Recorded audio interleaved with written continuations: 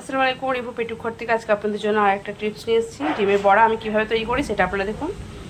এখানে ডিম নিয়ে নিয়েছি কিছুটা পরিমাণে, কুচি রাখা কাঁচা পেঁয়াজ আর কুচি রাখা লঙ্কা নিয়ে নিয়েছি। এর মধ্যে আমি পরিমাণ মতো মশলা অ্যাড করব। ফার্স্ট আমি নিয়ে নেব পরিমাণ মতো লবণ, নিয়ে নেব পরিমাণ মতো জিরের গুঁড়ো, নিয়ে নেব পরিমাণ মতো হলুদ গুঁড়ো, পরিমাণ মতো একটু ধনে গুঁড়ো। আমি যেহেতু কাঁচা লঙ্কা অ্যাড করেছি সেই জন্য শুকনো লঙ্কা আমি অ্যাড করবো না।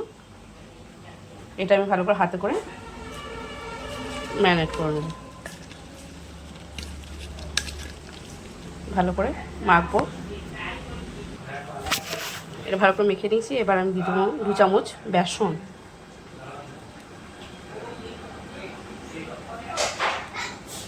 আমি আর একটু 3 চামচ বেসন নিয়ে নিলাম। এবার এটা ভালো করে মেখে নেব।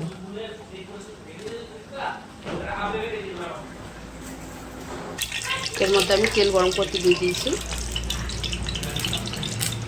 আমি এবার আস্তে আস্তে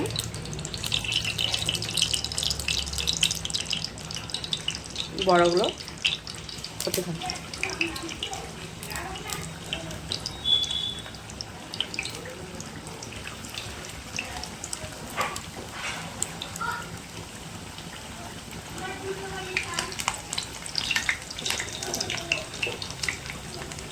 আমি আপনাদেরকে ডিমের আরও একটা বড়া করা পদ্ধতি দেখিয়ে দিয়েছি।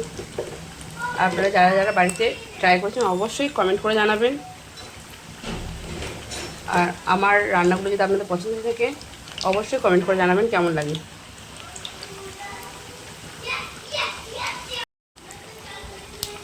মাছের বড়াগুলো এবার হালকা করে উল্টিয়ে নেব।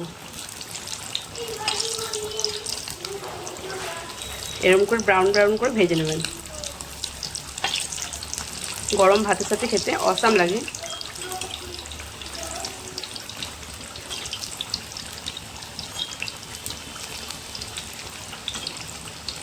আমার রান্নাগুলো আপনাদের যদি ভালো লেগে থাকে অতি অবশ্যই কমেন্ট করে জানাবেন।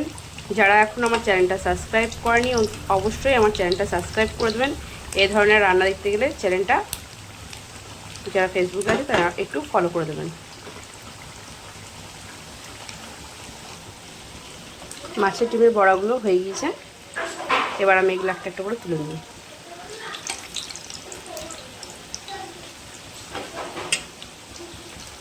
আজকের রেসিপিটা আপনাদের কেমন লেগেছে অতি অবশ্যই কমেন্ট করে জানাবেন। আপনার বাড়িতে ট্রাই করে দেখুন, আশা করি খুবই ভালো লাগবে। আজকের মাছের ডিমের বড়া রেসিপিটা আপনাদের কেমন লেগেছে অতি অবশ্যই কমেন্ট করে জানাবেন। যারা এখন চ্যানেলটা সাবস্ক্রাইব করেনি অবশ্যই চ্যানেলটা সাবস্ক্রাইব করে দেবেন। যারা মাছের ডিমের বড়া খেতে ভালোবাসেন অবশ্যই আমাকে জানাবেন।